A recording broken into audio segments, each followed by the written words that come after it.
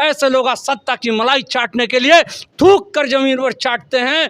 काली शंकर जो है ओबीसी की आवाज़ है, पिछड़ों की आवाज़ है, और धोखेबाज पार्टियों को हम लोग कतई और कतई वोट देने की अपील नहीं करें कि ओबीसी पार्टी ने बांधी गांठ, पिछड़े पावे 100 में 60 कि हम जातिगत जनगणना नहीं कराएंगे। तो मैं संजय निषाद, ओम प्रकाश राजभर और तमाम ऐसे जो जाति के अपने दलाल हैं उनसे पूछना चाहता हूँ, उनका हक जो है उनको दिलाने का काम करेंगे। कालीशंकर जी, और आपका रजिस्ट्रेशन हो गया, और जो आप कह रहे हैं कि पिछड़े वर्ग की जो लड़ाई है, हक है, उनको दिलाने का आप काम करें, क्या कहना चाहेंगे? बिल्कुल, यह ओबीसी पार्टी अर्थात वन भारत सिटीजन पार्टी का जो रजिस्ट्रेशन आ गया, देश की पहली पिछड़ों की पार्टी है और यह पिछड़ों के ही लिए समर्पित पार्टी है। और साथ में अपने अनुसूचित समाज, जनजाति समाज और माइनॉरिटी समाज को भी साथ में लेकर चलने का यह काम करेगी।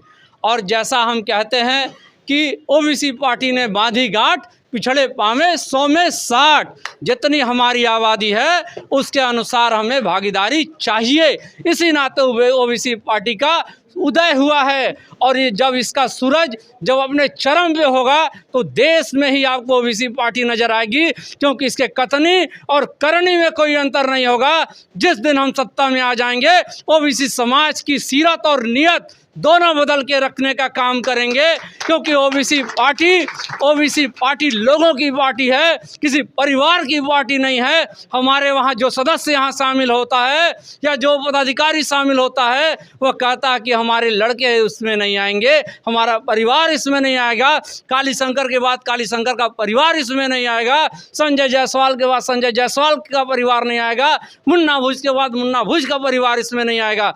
परिवारवाद हम नहीं करेंगे।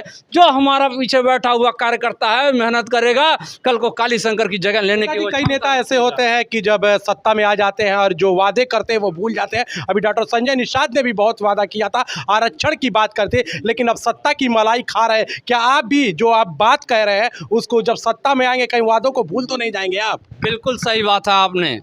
और डॉक्टर संजय निषाद की जहाँ तक बात है, उन्होंने ओबीसी आर्मी के साथ मिल कर के अपने लड़के परवीन निषाद को 2018 में, यही गोकुल अतिथि भवन है, यही ओबीसी आर्मी है जिसने त्रिशक्ति महासम्मेलन किया था ओबीसी समाज का। तब हम संगठन के रूप में काम करना चाहते थे। इसी संजय निषाद ने इन्होंने बोला कि भाई साहब आप हमें सपोर्ट कीजिए और हम आपकी आवाज़ को जब सत्ता में आएंगे या संसद में पहुंचेंगे तो उठाने का काम करेंगे। उस वक्त हमने परवीन निषाद को समर्थन देने का काम किया था। यही प्रेस क्लब है, संजय निषाद मेरे बगल में बैठे हुए थे, मैं उनके लिए प्रेस कॉन्फ्रेंस कर रहा था और अपील कर रहा था। पूरी ओबीसी आर्मी उनके लड़के के लिए लगी और उनको संसद में पहुंचाने का काम किया। समाजवादी पार्टी से भी उस वक्त हम लोगों का पैक्ट था। मगर विडंबना की बात देखिए, ऐसे परिवारवादी लोग, ऐसे जो जाति के जो सौदा करने वाले लोग हैं, अपनी जाति को भी ये धोखा देने का काम करते हैं। ऐसे लोग आज सत्ता की मलाई चाटने के लिए थूक कर जमीन पर चाटते हैं और जाके गैर संवैधानिक काम हुआ। अगर ये सत्ता में 7 सालों से हैं, क्यों नहीं इन्होंने निषादों को अनुसूचित समाज में डलवाने का काम किया? मगर ओबीसी पार्टी अब वादा करती है जिस दिन सत्ता में आएगी सबसे पहले अपने निषाद और मछुआरा भाइयों को अनुसूचित समाज में डाल करके उनका हक दिलवाने का काम करेगी। और इस वादे में कोई वो नहीं है, क्योंकि कालीशंकर अपने लड़के को विधायक नहीं बनाएगा, अपनी पत्नी को सांसद नहीं बनाएगा।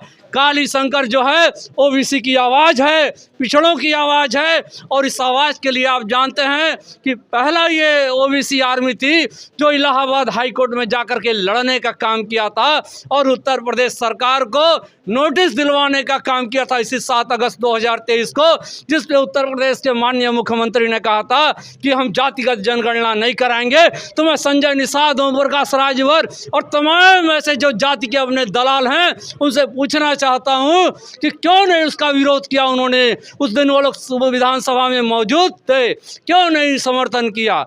तो निश्चित तौर पे ओबीसी पार्टी की कथनी और करनी में कोई अंतर नहीं है। 2024 का लोकसभा नज़दीक आ चुका है, तो क्या लगता है कि ओबीसी आर्मी किसके साथ रहेगी इस बार? ओबीसी आर्मी, बार बार मैंने कहा, ओबीसी आर्मी 2024 में किसी का साथ नहीं देगी, क्योंकि ये जब जो भी लोग आज लड़ रहे हैं, जब सत्ता में सब कोई रह चुके हैं और जब सत्ता में रहते हैं तो ओबीसी समाज के जातिगत जनगणना की बात नहीं करते, आबादी के अनुसार भागीदारी की बात नहीं करते, और जब सत्ता से बाहर चले जाते हैं तो वो उनको ओबीसी याद आ जाता है, पीडीए याद आ जाता है, पिछड़ा दलित याद आ जाता है, और केवल अपना परिवार याद आता है।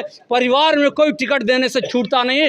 तो ऐसी जातिवादी पार्टी, परिवारवादी और धोखेबाज पार्टियों को हम लोग कतई और कतई वोट देने की अपील नहीं करेंगे। हाँ, यह संविधान है, संविधान प्रदत्त लोगों को वोट की शक्ति प्राप्त है।